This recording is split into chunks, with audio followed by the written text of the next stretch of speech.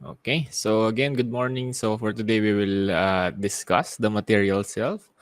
Last time, yung mga first two lessons natin for finals are physical and sexual self, which are technically parts sila ng material self. Pero the way we discuss those two, are very parang mas scientific, kumbaga ibig sabihin mas concrete, no? Hindi sila masyadong philosophical.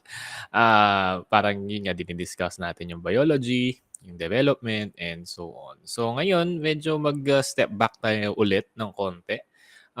Leaving the very scientific side, no, yung very technical side, pupunta ulit tayo ng konti sa philosophical side. Pero hindi naman siya purely philosophical katulad ng philosophical perspective of the self. This time, applying philosophy on the material realm na tinatawag, or yung parang the physical aspect of our self, okay? Maliban dun sa physical self tsaka nga dun sa sexual self. So that is the material self. This is the part of ourself that is exposed, kumbaga, sa real world. Okay? Exposed din naman ng physical tsaka sexual, pero yung mga yung kasi parang you can dig deep in a more scientific manner. So sa material self, medyo philosophical pa rin siya. Okay? So let's start. The learning outcomes of this chapter would be to develop understanding about material self, the basic components of material self, the influence of media in material possessions, and develop qualities of a wise buyer. Okay? Mag-uusapan natin ng konti si Shopee tsaka si Lazada. Okay? So, according to William James, I think you remember him from I self and me self. So sabi, the material self is the sum total of what he can call his. Not only his body and his psychic powers, but his clothes and his house, his wife and children, his ancestors and friends, his reputation and works, his lands and yacht, and bank account. All these things give him the same emotions. If they wax and prosper, he feels triumphant.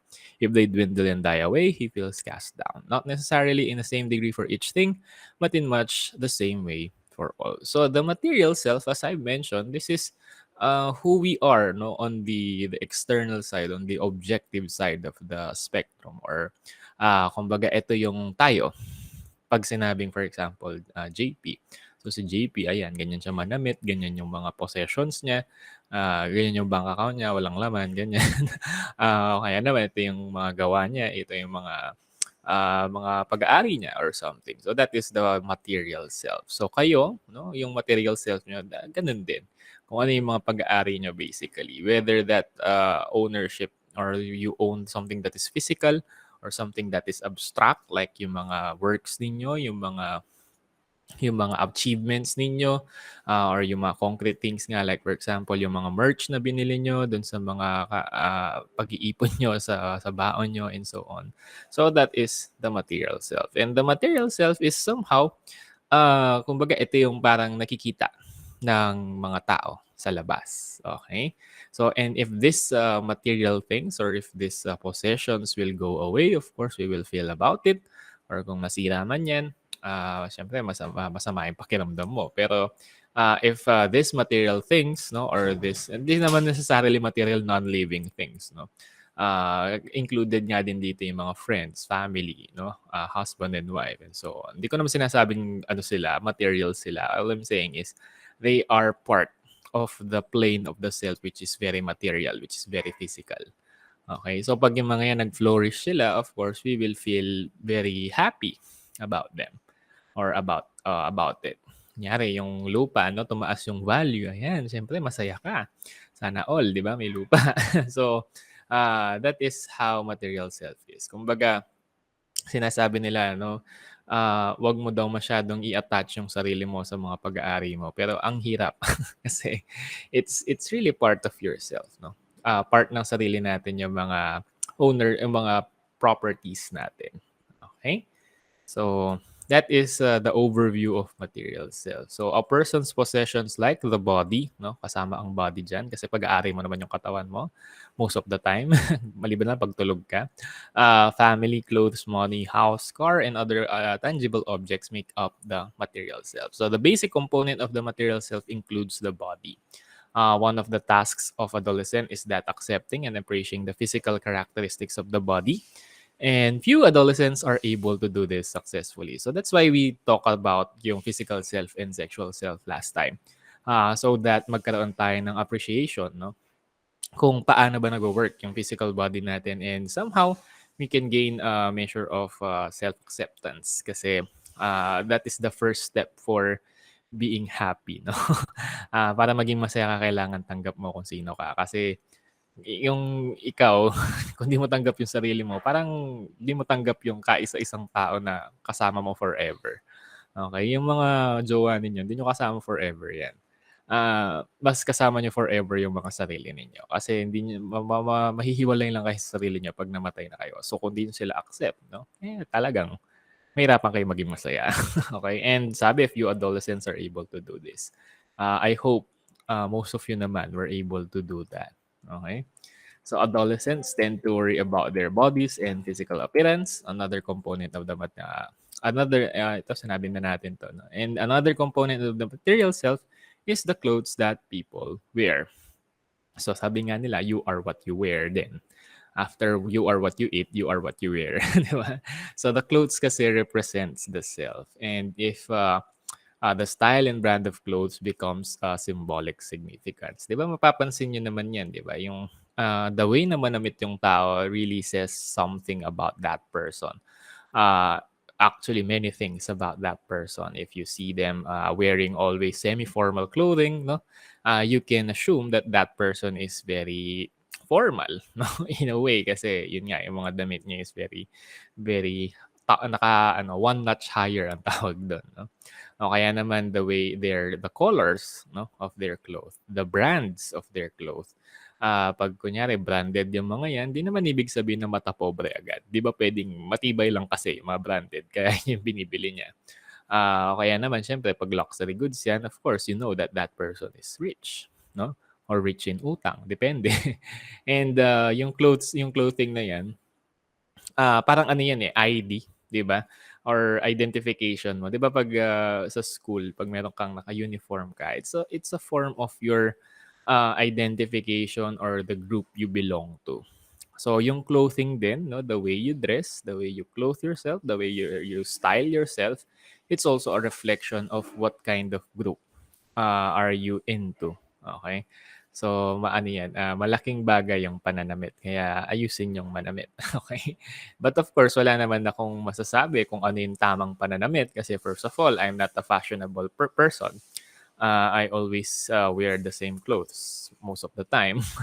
So, and then siyempre katawan niyo 'yan, 'di ba? So katawan niyo 'yan, material self niyo 'yan. If you want to dress that way, who am I to judge? But of course, siyempre context pa rin. Kung nasa school ka, ang required na na na dress code is yung uniform or at least man lang formal attire, 'wag kang wag kang hindi formal attire, okay? Pero, in general, wala namang masama 'no, kung anong gusto mong clothing yung, iko-clothe mo. Basta ang importante diyan, kaya mong dalhin tsaka kaya mong panindigan, 'di ba? Yun lang naman yun, eh. Kung di mo kayang panindigan 'no, wag mo nang suotin. So, the material component of the self can include books, bed, money, car, house, and other things that a person can call his own possession. So, again, material self also includes this material things, okay? Sabi nila meron tayong connotion na parang, yung pagiging materialist is very bad, 'no? Ang definition ng mga tao sa materialism is not the same with how philosophers, conceptualize, materialism because philosophers, concept of materialism is different sa everyday use of the word materialism. Kasi sabi nila 'di ba, yung 'pag materialist yung tao yung parang masyado siyang obsessed dun sa mga bagay na meron siya, 'di ba? Ah, Yun yung parang materialism.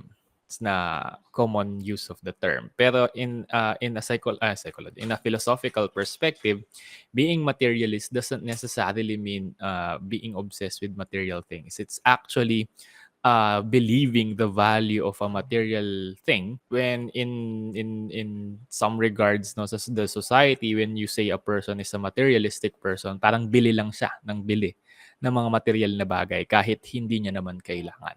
Diba? Ganun yung materialism dito ngayon sa Pilipinas. I mean, sa buong mundo naman. Dito sa ano natin, yung we use the word materialism. But in reality, that is not materialism. No? Kasi those people who buy things that they don't need are actually not valuing the material itself. For example, bibili ng iPhone. No? Tapos nag-release ng bagong iPhone. Bibili ka ng bagong release na iPhone kahit gumagana pa yung iPhone na binili mo last year. So is that materialism in a philosophical sense of the word? No, because you do not value the usefulness of that iPhone, yung first iPhone na binili mo. Kasi bumili ka ng bago. Bakit ka bumili ng bago? Gusto mo ba yung item? Not necessarily. Ang gusto mo dun sa bago is yung prestige na kasama na ako updated ako, kayo hindi. Hindi kayo makabili ng iPhone, ako makakabili ako. Is that material? Is that something that is tangible? No? Bragging rights? No. So, that person is not a materialist. That person is other thing. Something else siya. Okay? So, that is how the material or yung materialism works. Okay? I hope na gets nyo or na appreciate nyo man lang. But the thing is, no, materialism is all about, in a philosophical sense of the word, is all about valuing the value of a material things. That you know that material things have value. So therefore, you just use the thing because you know its usefulness. Okay? Sige. So yung mga possessions natin, no, usually ang default naman ng mga yan is we buy them because we need them. Okay? If you do not need them and then you buy them, it's just you don't appreciate the value of the material itself.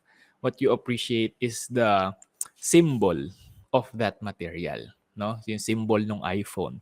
Nakabili ka ng bagong iPhone, ang simbolo nun is mayaman ka, meron kang pera, yung ibang tao wala. Ganun. Okay? So the material components of the self also includes people such as immediate and extended family members, my family, as well as close friends, that the person feels psychologically connected. So again, as I mentioned, kasama yung family and friends. But hindi naman ibig sabihin na material self yun, we treat them as materials lang. No. It's the ano diyan yung categorization diyan is yung existence nila sa plane, no? Sa plane, yung plane of existence nila, which is nasa material world, not necessarily on the ideal world. Okay? So these people are likely to shape and influence the development of self and identity. Pets could also symbolically define a person's identity, no? If you have a pet, usually kung ano yung ugali mo, no? Napapasa mo sa pet. Oh. And then for example, yung in my case, my pet dog is a very whiny dog. And we're the same, no?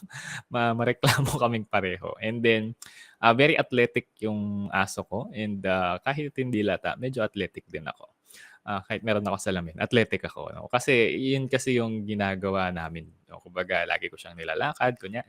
Kunyari ngayon, bago tayo nagklase, nilakad ko muna siya. No?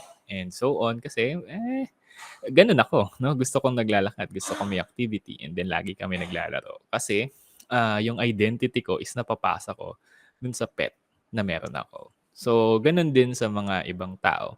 Kaya nga, meron mga nagsasabi, di ba, pag yung aso daw parang masama yung ugali, kumbaga. Pwede mong i-assume na yung may-ari masama din yung ugali. Kasi kanino pa ba siya magmamana? Parang ganun. But of course, hindi naman lagi yun. Pero most of the time, ganun. Okay? Kunyari, laging tinatali yung aso. So, it reflects something about that person. Na siguro busy siya, hindi niya maalagaan na maayos yung pet niya, and so on. Pero, yun nga, the point is your pets is a reflection of who you are as a person. So, a person's pet could also be an expression of one's social status, pride, and prestige. No? So, ako, yung aso ko, isa siyang aspin, no? At lagi siyang pinagkakamalang, may lahi ba yan? Lagi silang gumagan, may lahi ba yan? Bakit nila tinatanong? Kasi well-trained siya. No? Marunong siya mag-sit, no? Sumusunod siya sa akin. Alam niya kung ano yung gagawin namin. Alam niya kung ano yung salita. Pag sinabi kong no, hindi naman niya kung gagawin. No? Maliban na lang pag talagang nasa zone siya ng pagtahol. Pero pag na kasama ko siya, parang very very masuno rin siya. Kasi nga it's my hard work, 'di ba? Hard work sa pagte-train sa kanya. So it's an expression of also of my status, no? Social status na kaya kong mag-alaga ng aso. And then sa mga ibang tao, yun nga, yung kaya nilang bumili ng may breed, no? Kaya nilang magkaroon ng aso na high maintenance kasi meron silang pera para mag-maintain dong aso na yon. Ako wala akong pera para mag-maintain ng aso kaya aspin na lang. Yung, kumbaga, kahit hindi siya maligo ng isang buwan, okay lang, parang gano'n. And hindi na kailangan ng grooming kasi self-grooming siya. Okay? So, depende sa tao yun. Okay? And then, so now we move. By the way, do you have any questions before we continue? Wala po, sir. Okay. Saan po? Parang gumanda yung mga mic ninyo. Anyari. O gumanda lang yung Google Classroom. But anyway, so let's move on to the effects of material possession. So regardless of how much or how little material possessions people have, they are interested in material possessions, no? Kahit gano'n na kadami yung mga collection ninyo, dadami pa din yan. So, possessions can be used as status symbols. So, as I've mentioned kanina, iPhones are sort of, status symbols sila. I'm not saying that all people with iPhones are just bragging that they have iPhone. No, not necessarily, because iPhone is really a good phone, no? Para ka may DSLR na dala-dala, na maliit lang na pwede kang mag-text. Okay? And yun nga, convenience and all kasi mabilis siya. What I'm saying is there are some people na ginagawa lang nila talaga yun as status symbol.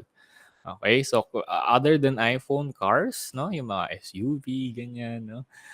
Medyo may medyo may pag sa SUV. Parang karamihan, di naman lahat, okay? Kinaklaro ko lang, di naman lahat. Pero karamihan ng mga naka-SUV or yung mga nakikita kong SUV sa daan, parang barumbado mag-drive, no? Tapos meron ngang study na ginawa na usually daw yung mga naka-SUV, no? Sila yung mga barumbado sa daan. Kasi yung explanation nila doon is, yun nga, siguro parang feeling nila, first is feeling nila safe sila, na kahit makabangga sila or mabangga sila, hindi sila madidisgrasya kasi SUV yun, so matibay yung mga car na yan. And pangalawa niya, status. They feel like they are superior. So they can do what they want. And then houses, gadgets, as I mentioned, and then clothes are the most valuable possessions because they are the most visible in the eyes of others. So ito usually yung ginagawang status symbol. Okay? So 'di ba pag kahit pag bata ka mga laruan, no? Pag adolescent ka, phone. Pag adult ka, yan, cars, houses, gadgets, and so on. Okay, status symbol ko yung mga collection. Joke. So the more expensive and the more other people are impressed. Parang kahapon may binili kasi kami perfect grade. Perfect grade na Gundam. Tapos dala-dala ko sa SM. Tapos tinitignan-tignan yung dala-dala ko. Wala lang, parang meron akong air of superiority. Pag tinitignan, kasi nung bata ako, pag nakakita ako ng mga ganun, yung mga taong may dala silang mga laruan. Tapos ako, syempre, bata, wala akong pambili laro. Inggit na inggit ako. Tapos nung tumanda ako, parang ako naman yung gagawa. So, yun. Medyo may pagka-petty ako as a person. But wala lang, natatawa lang ako pag naiisip ko. Kasi yun nga, yung mga material possessions natin, they can serve as status symbols. No? And there's nothing wrong with that necessarily. No? Especially if you can afford naman. Nagiging, di ko lang kung nandito ba yun, no? Nagiging nagiging issue lang siguro yung pagiging obsessed sa status symbol kapag hindi mo naman talaga afford pero tuloy-tuloy pa din, 'di ba? Mangungutang ka, no? And then di mo bayaran yung utang mo and so on. Tapos para lang may mapagmayabang ka. So doon nagkakaroon ng problem doon. Okay, wala namang masama kung i-flaunt mo yung material possessions mo kasi that is a reflection of your hard work and success, 'di ba? Hindi naman masama na pagmalaki mo na merong bunga yung mga paghihirap mo sa buhay. So people tend to measure success through material possessions. And that is actually legit naman kasi through your material possessions, doon makikita kung ano yung ano mo, quality of life, kumbaga. No? Material possessions can make people more motivated to work harder to achieve them. Di ba? Capitalism at its finest. So, defining the self by material possessions can also contribute to feeling of well-being, including a sense of personal growth and purpose or meaning in life. Ito yung sinasabi ko na wala namang masama, no? So, wag niyong mamasamain yung ibang tao kapag nag-aano sila, nagba-brag sila, no? Kasi siyempre proud lang sila sa ginagawa nila. But at the same time, yun nga, alam naman alam din naman natin kapag yung bragging rights na yun is parang insecurity bragging rights, no? Yung parang alam mo naman hindi niya afford yun pero binili niya pa rin just to have something to show to their friends. Parang, red flag, sabi niyo nga, no? Sabi nga ng mga Gen Z, that is a red flag. Okay, so however, lack or loss of material possessions can be disruptive to the mental health of some people, no? Imagine niyo lang mga nasusunugan. Syempre, malaking dagok yan sa buhay. The strong desire for material possessions can also have negative effects, okay? So, yun yung medyo mahirap dito. Yung kapag naging na siyang obsession, naging obsessed na yung isang tao to have that material possessions. Kasi yung mga material possessions natin, it's a reflection of our hard work. Now, if you're not working hard and then you want something that is very expensive, anong gagawin ng tao? Di ba? Utang. Kung di utang, nakaw. Okay? So, negative effect yan. And then materialism, as I've mentioned kanina, is the importance people give on material possessions. So, someone with high level of materialism is called materialistic. So, ito yung sinasabi ko na medyo hindi akma yung word na materialism on a philosophical sense. But of course, for the purposes of our discussion, kunin natin yung definition na to. So materialism is the importance people give on material possessions. So a materialistic person is excessively concerned with the acquisition of material possessions, no? Siyempre kahit ano namang sobra is nakakasama. So kung masyado tayong magiging obsessed sa mga material possessions na meron tayo, syempre, hindi naman lahat ng kasiyahan natin is nasa material na bagay lang. No? Di naman ibig sabihin na makakabili ka ng mga latest na gadget, na mga SUV, no, ng mga sobrang high-end na bagay, magiging masaya ka. Pero syempre, magiging masaya ka, lalo na kung kakabili mo, di ba? Pero in the long run, it's not enough. There's something more in life other than the material things that we have. Kaya nga pag-uusapan natin yung mga iba niyan sa susunod. After na material self, spiritual self. Di ba? Ang bilis bumaligtad. Kasi yun nga, the aspect of the self, it's not just physical, it's not just material. It also have something that is spiritual. It is something that is well-rounded. Okay? So if you're very concerned with your material self, hindi balanse. Sabi nga ni Yung, pag hindi balanse ang buhay, magkakandaletse-letse yan. Parang nagba-bike lang yan, di ba? Pag nagba-bike ka, pag nawalan ka ng balanse, mas mabigat yung isa, matutumba ka, tapos hindi ka mag-move on sa buhay. Okay? So the strong desire for material possessions could lead to psychological dysfunction or impairment in functioning, such as compulsive buying disorder, which is characterized by obsession with shopping and buying behaviors that cause adverse consequences. As far as I know, hindi official na na disorder itong compulsive buying disorder. Tingnan nga natin. Compulsive buyer disorder.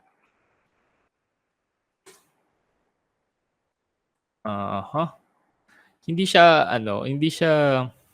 wala siya sa DSM. So yung DSM kasi yun yung parang Biblia ng mga psychological disorders. And yun nga, parang wala nga siya sa DSM. DSM-5, confirm ko lang. Okay, wala siya. Hindi siya kasali, hindi siya sinali sa DSM-5, no? Pero pwede siyang kumbaga potential siya, no? Potential siya to be included as a disorder but not necessarily officially. Kumbaga it exists, no? In-acknowledge naman ng DSM-5 na nag-exist yung mga taong sobrang compulsive nilang bumili. Kumbaga, ibig sabihin ng compulsive kasi yung parang yung gusto nilang gawin tapos pag hindi nila nagawa, na na-distress sila. Tapos pag bumibili sila, dun sila nawawala yung stress, nawawala yung anxiety. So yun yung compulsion. So compulsive buying disorder, parang andito is so sobrang obsessed mo sa mga bagay-bagay gusto mong bumili lagi, no? So if and then yung adverse consequences is yun nga, magkakaroon ka ng utang o kaya masisira yung mga friendships mo, no? Hindi ka makakapagtrabaho ng maayos and so on. So ito yung pwedeng mangyari, okay? But again, it's not an official disorder but it can happen, no? It can happen. Lalo na kapag yung buying habits or spending habits ng isang tao is nakakasira na sa buhay niya in terms of relationship, in terms of work, or in terms of studying, academics, then it can really wreak havoc on a person's life. Okay? So wala pa naman siguro kayong ganyan. Liban lang pag Shopee, ganun. Tapos kailangan mo bumili kasi merong free shipping. 'Di ba? Ang saya, no? Akala ng iba nakakatipid sila sa free shipping. Parang, ay, sayang yung free shipping, kailangan kong bumili. 'Di ba mas makakatipid ka kung 'di ka bibili? Lalo na kung 'di mo naman kailangan yung free shipping. I mean, yung 'di mo naman kailangan yung binibili mo na free shipping, 'di ba? Na minsan nakakalimutan ng tao 'yun.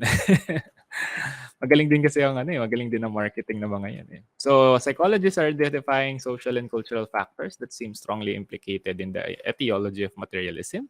So, lack or loss of material possessions could lead to anxiety, insecurity, and depression. Thus, when a person is about to make a purchase, he should ask himself or herself a very important question: do I really need this? 'Di ba? So, bago kayo bumili ng mga something ninyo sa Shopee, sa Lazada, no? Ask yourself, do I really need this? No? Tapos ang sagot dyan, deserve ko to. 'Di ba? Narinig ko na yung argument na yun, eh. And it's very effective kasi tinry ko sa sarili ko yan. Kailangan ko pa 'to. Tapos 'pag finrain ko siya, deserve ko 'to, parang, parang mas magaan sa kamay na bilhin. Pag gano'n. But again, of course, materialism or materialistic tendencies of a person, of course, on some extent, it's a very normal thing to do. Wala namang masama na mag-put value ka sa mga material things, especially if that material thing is actually adding some value in your life. No, for example, in my case, I bought a PC. No, before the pandemic, no, yung unang ipon, hindi naman una, mga pangalawang ipon ko lang kasi unang ipon ko phone. Yung pangalawang ipon ko talaga sa work ko, sa second year of work ko is I invested in a PC. Okay? Nagastos ako siguro mga 20 dun sa CPU pa lang, no, yung sa system unit pa lang. And then another 20 for the graphics card ng 2021. And that material thing, siguro sasabihin niyo, ang mahal naman nun, sir. 'Di ba? But I was able to use it properly. It added value to my life because nagkaroon ng online class, ginagamit ko yung PC ko. Tapos gumawa akong YouTube channel, ayun. Nabalik yung investment na nilagay ko. Bumili ako ng camera, nabalik naman yung investment ko sa camera. 'Di ba? Kasi I need it, no? It adds something of value in my life. So why did I buy my collection? Because it is something of a childhood dream, no? Nung bata kasi ako talagang gustong-gusto ko yung Gundam, lalo na yung Gundam Seed. So gusto ko talaga yung mga kit, no? As in, gusto ko talaga. So nung nagkapera ako and then nagkaroon ng availability, ayun, bumili akong isa, tapos ayun, dumami sila. Kasi nga, it's something that adds value to my life. It adds happiness in my life. No? But at the same time, of course, pinipigilan ko yung sarili ko kasi hindi naman, kumbaga, yes, happy ka nga, gutom ka naman. Hindi din maganda yun, di ba? Kailangan balance lang. So, ang pagiging materialist ng isang tao, what I can advise or I can say about this is that, yun nga, hindi naman necessarily do I need this. Will this purchase, will this material thing add value in my life, no? Ano yung ibig sabihin ng value? So yung iba-iba tayo ng values, no? So hindi ko masasabi talaga kung ano yung important na bagay sa inyo. Kasi for example, sa akin, fan ako ng K-pop, fan ako ng mga ibang mga series ko. But I'm not necessarily buying their merch. Why? Because hindi ko priority list yun. Hindi siya something of value sa akin. No? So, baka sa inyo, yun yung something of value. So, why not? Lalo na kung afford nyo naman. And then the next question is, first question is, does this add value to my life? The second question is, can I afford it? Ano ibig sabihin ng can I afford it? Pag ba binili ko 'to, makakakain pa rin ba ako? Pag yung sagot is hindi ka na makakain, wag mong bibilin. Kasi, dun nga magsu-supersede yung, "Do I need this?" Okay? Kasi food is something that you need. If you do not have food, of course, kahit meron kang mga merch na latest, mga collection na latest, di mo naman makakain yung mga yan. Tapos ibebenta mo pa sila. Pag ibebenta mo, mawawala sa'yo. Magkakaroon ka ng anxiety, magkakaroon ka ng insecurity, magkakaroon ka ng depression. So, in buying things, no, in taking care of your material self, hinay-hinay lang, no? But at the same time, 'wag niyo naman masyadong tipirin yung sarili niyo. Kasi deserve niyo naman kahit papaano minsan yung mga purchases ninyo. Okay? So, do you have any questions or clarifications with the material self? Wala None po, po. sir. Okay. So I hope you understood. I hope na nag-gets ninyo. I hope nag-add ako ng something of value sa ano ninyo sa material self ninyo. Okay? So with that, if you do not have any questions, I will end the recording.